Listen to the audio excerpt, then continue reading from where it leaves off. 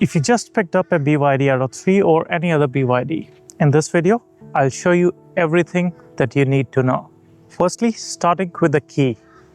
We actually get two of these keys and an NFC card.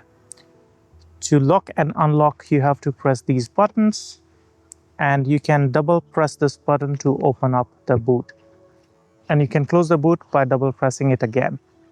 You can keep holding this button to actually unlock and open all the windows. And similarly, you can keep holding this button of locking to lock all the windows as well as lock the car. Now, there's one other feature which this key allows, which is remotely starting the car or turning on the aircon.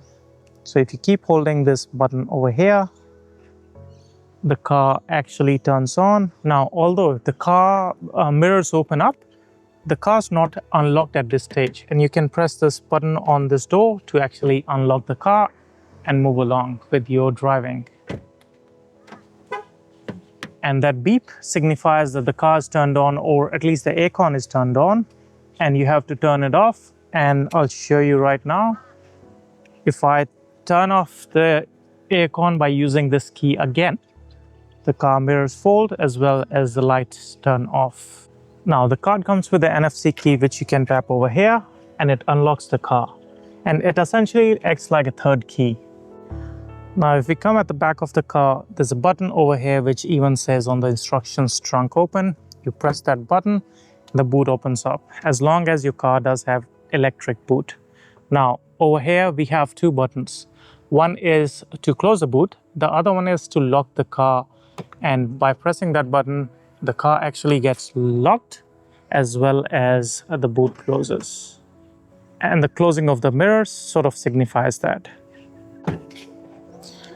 Now, the car comes with two cables in this neat little bag. One, this trickle charger, which is in black in color, and it is, I believe, under 3 kilowatts. And the other cable, which is more interesting, is actually this white one, which is a vehicle to load cable, which means you can use your car to power up to 4 devices. The car comes with this floor, which can actually be lifted, and there's a neat little storage space where you can store those cables. And since I have a Tesla wall connector at home, that can be used to power on this BYD as well, so I don't actually use these cables. Now, this BYD Atto 3 doesn't have a frunk or a storage space in the front compartment, but let me show you how you can open up this hood from inside the car. That can be used to maybe top up your washer fluid or check the coolant in here. So to do that, all you have to do is unlock the car, of course, and then locate a knob which is right over here. And by pulling this tab like this, you would hear a thud, which represents it opening up, and it says 2x, which means we have to pull it twice to open it. So when we open it, there's no way to hydraulically hold it. It's just gonna fall. And for that, they've given this lever, which you can use to, of course, put it like here. And just in case you want to do some maintenance or check the washer level, you can do it here, as well as the coolant level, which both seems fine. And as you can see, there's a bit of a space, like if they really wanted to create a bit of a storage compartment, they could have done that. But in default variant of Atto 3, it doesn't come as standard. Now, to close the hood, all you have to do is set it back, put it back in its place, and maybe bring it to this level and then just drop it.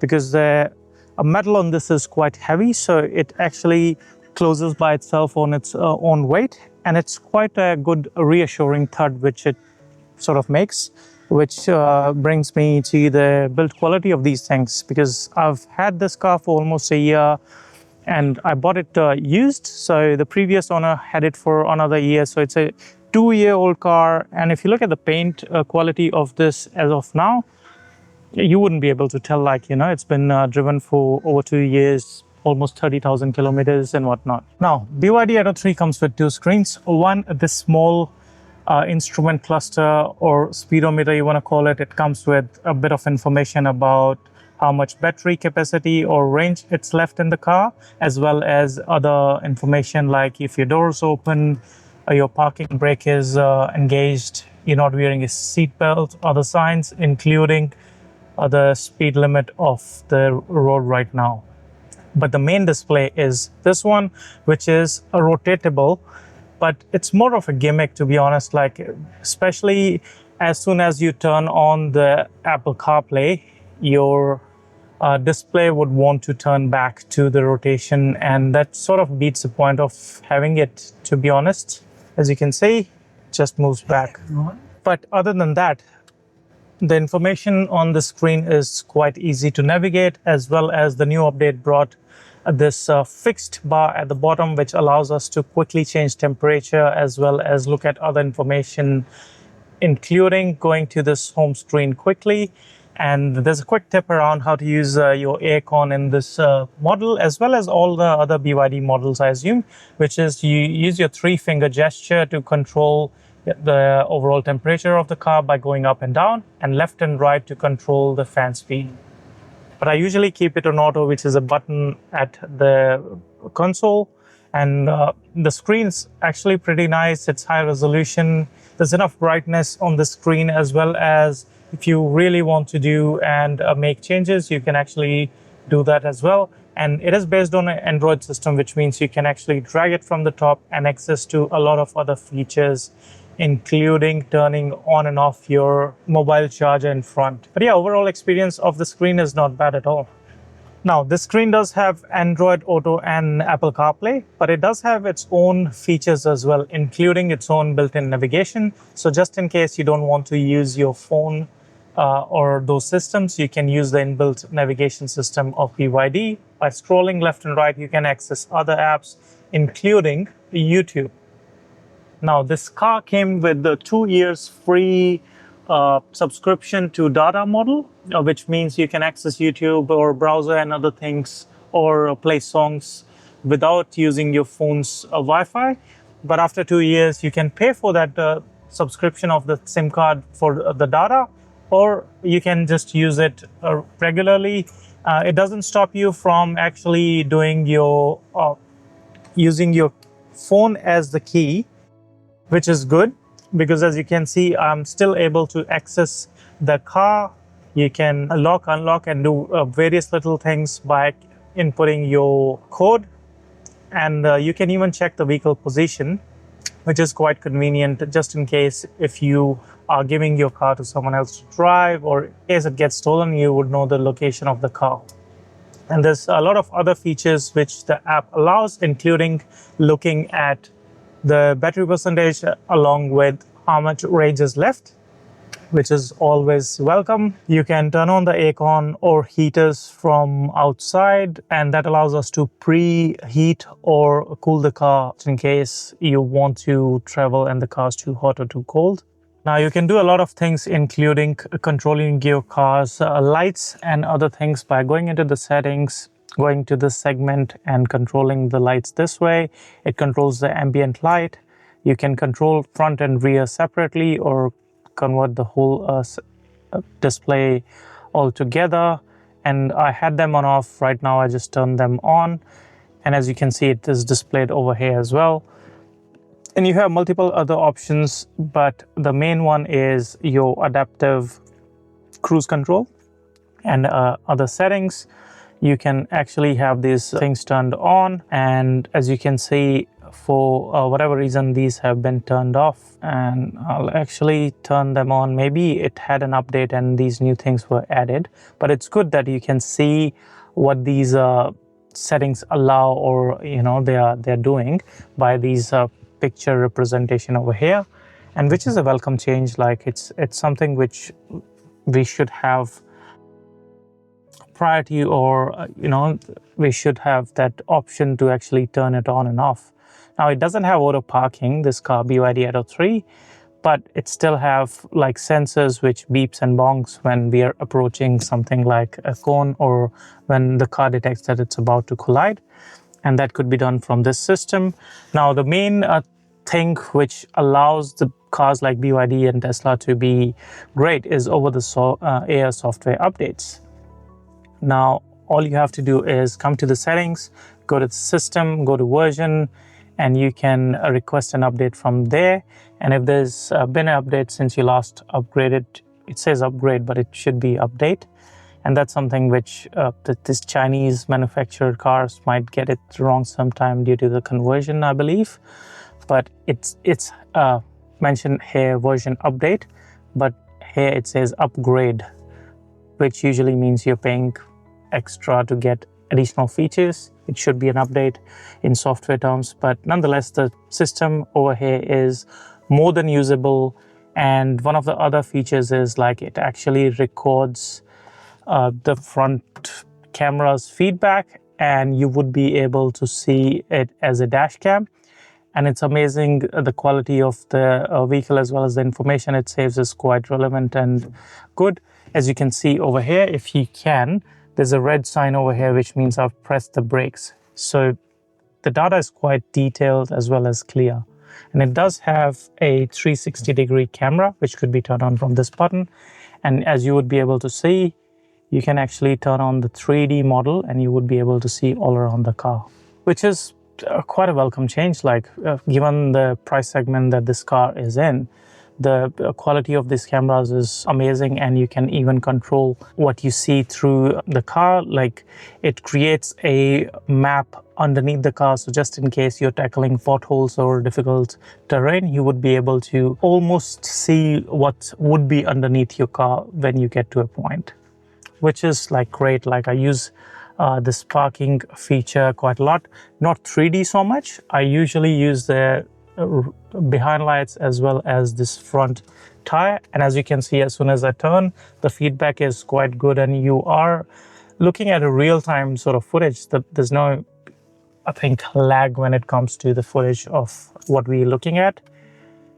Now, the thing with the over-the-air software update is that you need time to update the software, which means if you're parked outside your home or where you don't feel safe leaving the car, or you need to drive the car within the next 30 to 45 minutes, then I would recommend do the update once you reach at home and use your home Wi-Fi to sort of download the update. And that's one of the things which you have to learn when you adapt to these cars.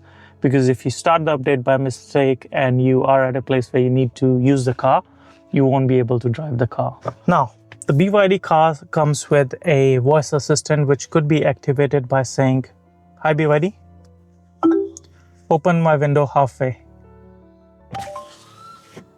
And it knows that it's a driver window, right? Close all the windows.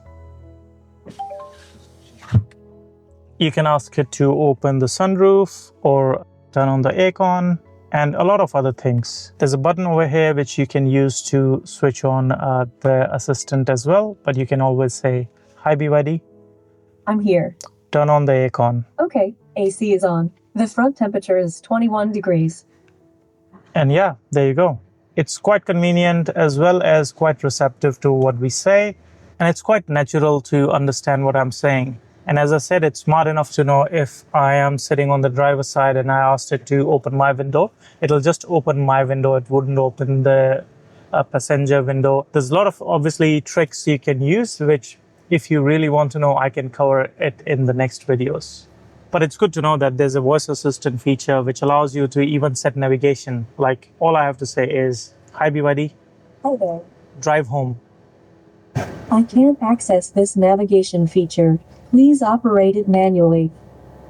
That's a weird quirk of the BYD navigation feature right now. And I've made a video about this earlier as well. It used to work fine, but for last, I think, couple of updates, what happened is if you open the navigation app and then ask it to drive you somewhere, it'll do it. But if you just ask it to drive you somewhere, it wouldn't do it from like the home screen. And once the application is open, then it'll do it. Let me show you. "Hi BYD, I'm here. drive to Brisbane CBD." I found these. Which do you want?